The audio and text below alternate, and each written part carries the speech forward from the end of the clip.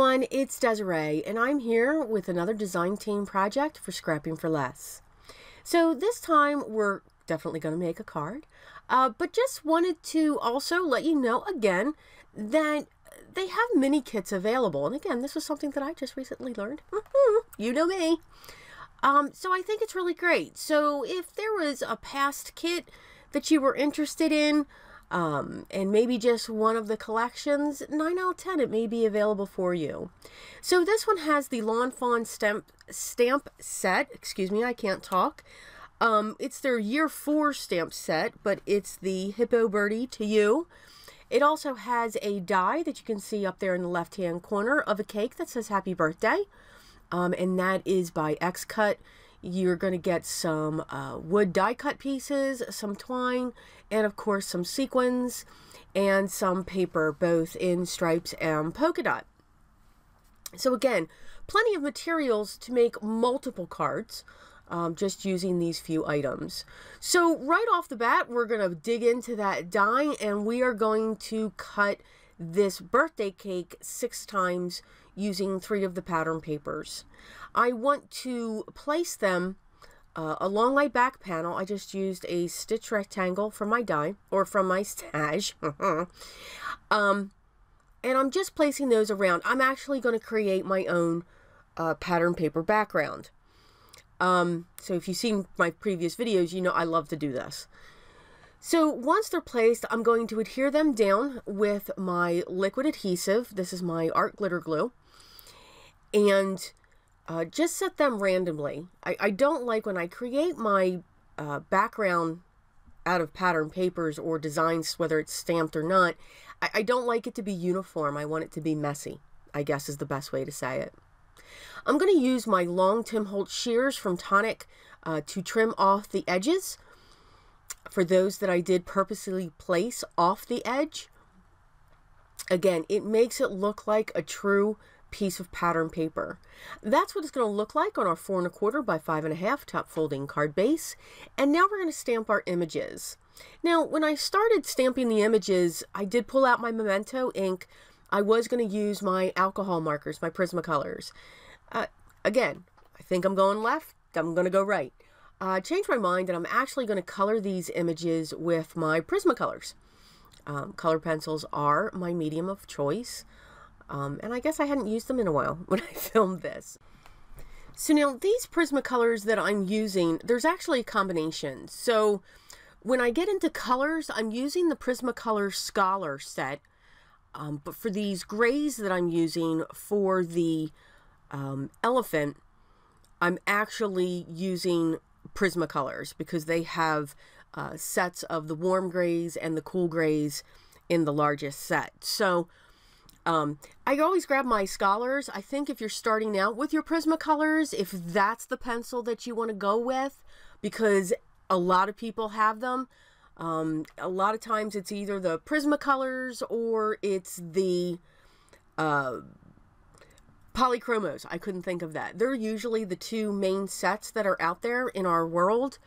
I have close to 11 sets of colored pencils.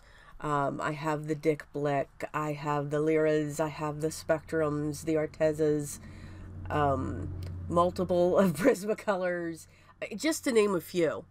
I'm a colored pencil fan, so I like to try all types. So you can see I actually work my colored pencil, especially if I'm coloring this way. And it's tough to say or trying to describe what I'm talking about. I work it like you would a Copic. So I start with my darkest color on my shaded areas, and then I come in with my next level, and I go around that just to move that through, and then I come in with my next if I'm going into 4 colors, and then the light goes all over, and I keep going back and forth on that. When I want my colored pencil to look this way, where you can see the tooth of the paper.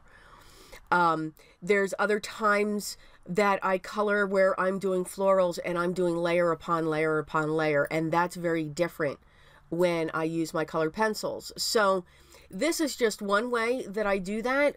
I can go into other colors, just as I did there with the balloons. Kind of rambled there through the colored pencils.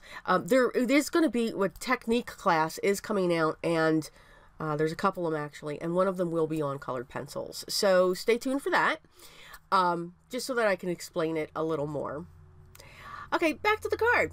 So I took a piece of vellum and I used a stitch square rectangle for my stash, and I cut one of those squares out, and I'm just adhering my pieces. So the hippo was actually using my liquid glue, and then I used my micro dots for the balloons.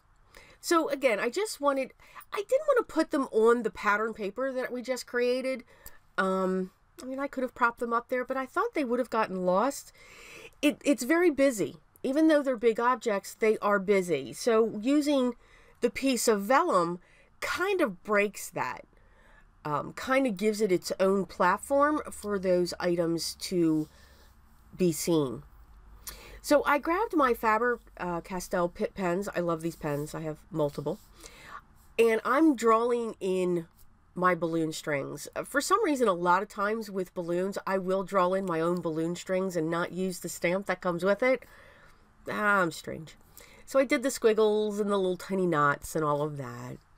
So what I'm doing now is just putting some of my liquid adhesive around the cakes, and I'm going to use the sequins that come in the mini kit, and I'm just going to place those around.